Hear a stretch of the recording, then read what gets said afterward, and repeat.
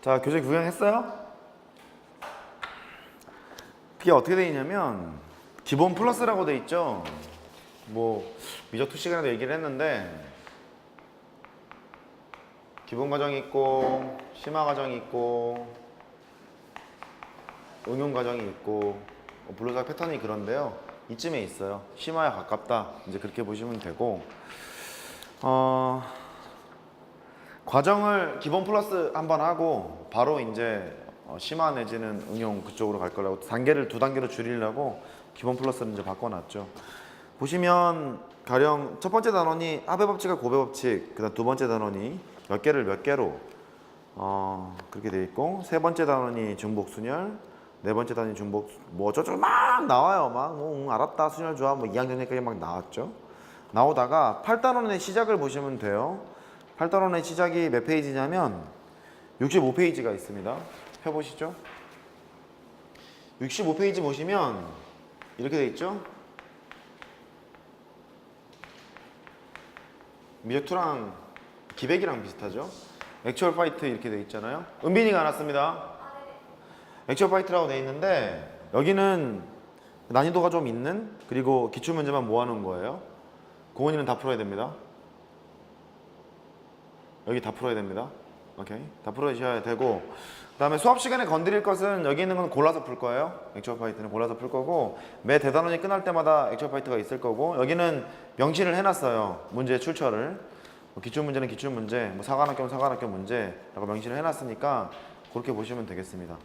구조 보이시죠? 그렇게 됩니다. 자, 경우의 수부터 하지요. 4페이지 보세요. 초반을 잘 들어야 돼. 초반을. 칸이 많죠? 여기다 쓰라고 지금 해놓은 거예요. 경우의 수.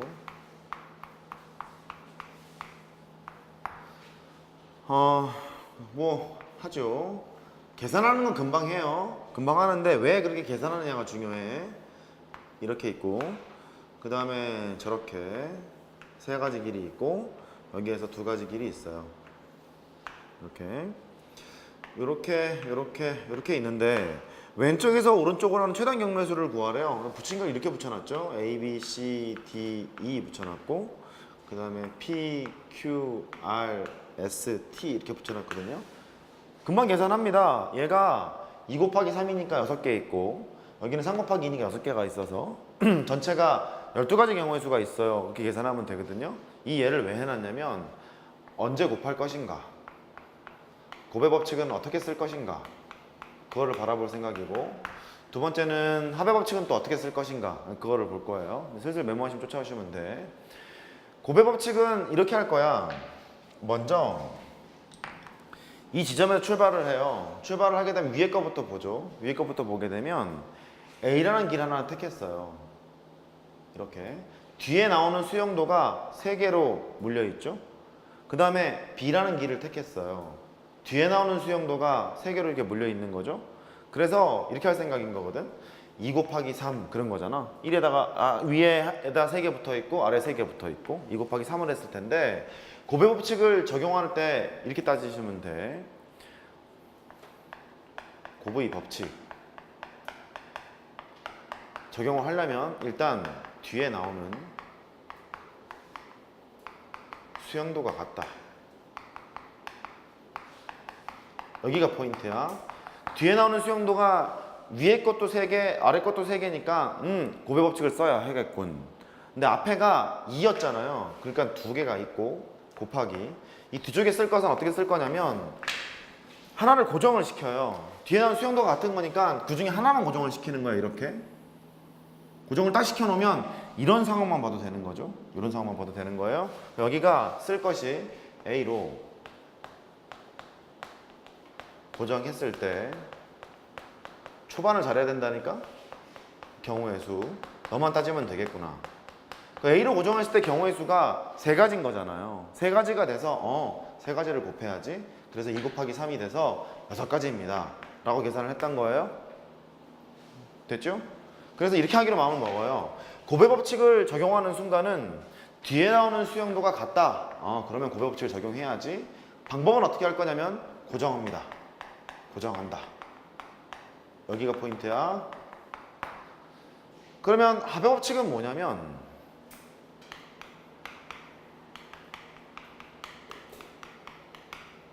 지금 계산을 할 때 이렇게 했잖아요. 위에 거는 2 곱하기 3이고 아래 거는 3 곱하기 2가 돼서 두 개를 더했잖아요. 그럼 언제 더할 생각이냐면 아래 거를 한번 봐봐요. C라는 길을 하나 택했다. 뒤에 나오는 수용도가 얘는 2개지. 그쵸? 그러니까 여기는 뒤에 나오는 수용도가 3개인데 여기는 뒤에 나오는 수용도가 2개니까 이럴 때는 못 곱해. 더해야 되는 거거든요. 그래서 합의 법칙을 적용시키는 순간은 이렇게 돼요.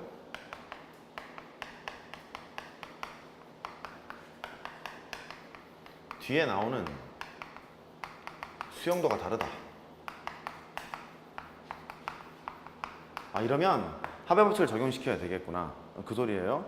그러니까 첫 번째 패턴은 뭐 이런 상황이었는데 얘도 마찬가지야. 일단 두 번째 상황에서 C라고 이때 고정을 했잖아요. 고정을 하게 되면 일단 3가지 길을 택할 수 있을 거고 그 다음에 C로 고정을 했었을 때 경우의 수를 따져보면 2가지가 있을 거니까 6가지가 될 텐데 너랑 더했던 이유는 뒤에 나오는 수용도가 달랐기 때문이에요.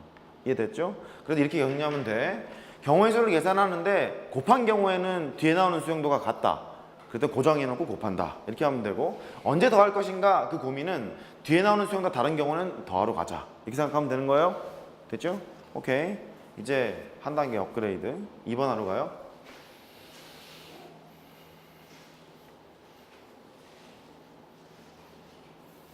2번 상황은 색칠하는 거야. 이렇게 있죠?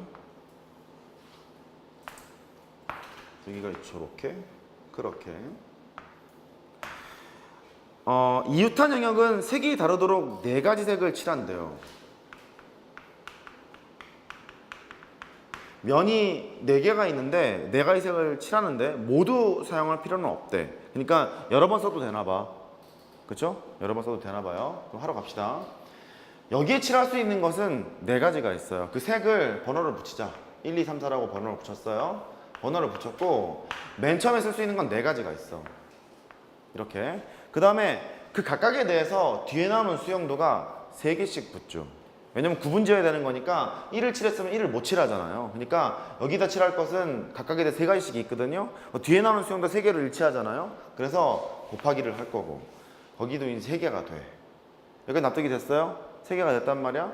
그런데 이렇게 되는 거라고. 고정하자 그랬잖아. 그러니까 여기를 1로 고정합시다. 이렇게 1로 고정을 했어요. 1로 고정한 상황을 보면 1로 고정을 하고 이렇게 하나 될 거고 또 1로 고정을 처음을 잘해야 돼. 고정을 했어. 이렇게 될 거고 여기 쓸 수 있는 게 이제 뭐가 있냐면 하나 더 하자. 3가지니까 1로 고정을 했고 이렇게 했죠. 여기 쓸 수 있는 게 2가 올 수도 있고 3이 올 수도 있고 4가 올 수도 있고 이래가지고 3이라고 지금 쓴 거 아니야? 된 거죠? 3가지가 있었던 상황이에요. 그러니까 뒤에는 수용 다 같을 거니까 이렇게 쓰고 걔도 그러면 2라고 고정을 시키자고. 이렇게 고정을 시켰어요. 그 다음에 곱하기로 갈 거야. 근데 여기를 이제 따지러 가야 되거든. 여기를 따지러 가야 되는데 여기서 조금 애매하지 않아요? 왜냐면 구분만 지어 버리면 되는 거니까 여기에 너랑 똑같은 색을 칠할 때랑 너랑 똑같은 색을 안 칠할 때랑 뒤에 나오는 수용도가 다를 것 같지 않니? 가령 여기 있는 게 1을 칠했잖니? 1, 2, 1 해도 구분은 지금 되는 상황이잖아요. 1을 칠했는데 그 다음에 칠할 것을 지금 생각해보면 1하고만 다르면 되잖아. 칠할 수 있는 게 2하고 3하고 4하고 3가지가 나와요. 이럴 때는. 근데 1과 다른 걸 칠했다고 생각해봐. 가령 3을 택했다고 생각해봐요. 여기는 3을 택했어. 그러면 여기 쓸 것은 1하고 3만 다르면 되는 거니까 2, 4 여기는 3개, 여기는 2개잖아. 그러니까 뒤에 나온 수용도가 달라. 여기서부터 뭘 적용시켜야 되는 거예요? 합의 법칙을 적용시키면 되는 거예요. 됐죠? 그래서 2가지로 갈라요. 2가지로 갈라서 여기 쓰는 것을 1로 썼을 경우를 해볼게. 1을 칠하는 경우 그 다음에 1을 칠하지 않는 경우 2개로 갈라요. 뒤에 나온 수용도 다르니까 1을 칠했을 경우에는 그냥 한 가지잖아. 똑같이 1 칠해야 되는 거잖아요. 한 가지가 되죠. 한 가지가 되고 아까 말한 것처럼 뒤에 쓸 것이 2 고정시킨 거예요. 3, 4, 세 가지가 있을 거니까 세 가지가 있을 거고 더하기 1이 아니었을 때 생각해. 1이 아니었을 때 칠하는 것은 1도 아니어야 하고 2도 아니어야 되고 칠할 수 있는 게 그럼 3하고 4 두 개가 있는 거죠? 3하고 4 두 개가 있는 거니까 일단 두 가지가 있고 3 하나로 고정을 시켜. 이렇게 1, 2, 3이니까 칠할 수 있는 것은 여기는 2하고 4하고 두 가지가 있는 거잖아요. 여기는 두 가지를 써. 할 수 있겠어요? 그래서 뒤에 나오는 수용도가 달랐을 때는 합의 법칙을 적용을 할 텐데 이때 결정을 해야 돼. 어떤 문제는 이렇게 순수하게 합의 법칙을 쓰는 것이 편한 문제가 있고 단순하게 수용도를 그려야 되는 경우도 있어요. 그리는 경우. 결정이 돼야 돼. 이렇게 합의 법칙을 직접 쓸 것인지 수용도를 직접 그릴 것인지 그 결정만 하면 되는 거예요. 먼저 계산을 해보면 12 곱하기 4 더하기 아니구나 3 더하기 4죠? 3 더하기 4가 되는 거라서 12 곱하기 7 되는 거잖아. 그러면 7이 14, 84, 84가지 이렇게 계산을 하게 되는 거예요. 합의 법칙, 고유 법칙 납득됐어요? 여기까지? 됐죠? 오케이. 넘어갑시다. 1-3번을 보면 연달아 4문제가 나오죠. 그거로 갈게요. 출발. 공부를 해본 사람은 알겠습니다만 경우의 수가 제일 어렵습니다. 뒤에 있는 통계 가면 거기는 쉬워. 경우의 수 제일 어려워. 자, 그냥 저는 직사각형처럼 그려놓을게요. 하나, 둘, 셋 이렇게 할게요. 영역의 수만큼 색을 사용할 수 있다. 영역이 하나, 둘, 셋, 4개 있으니까 4가지 색을 쓴다.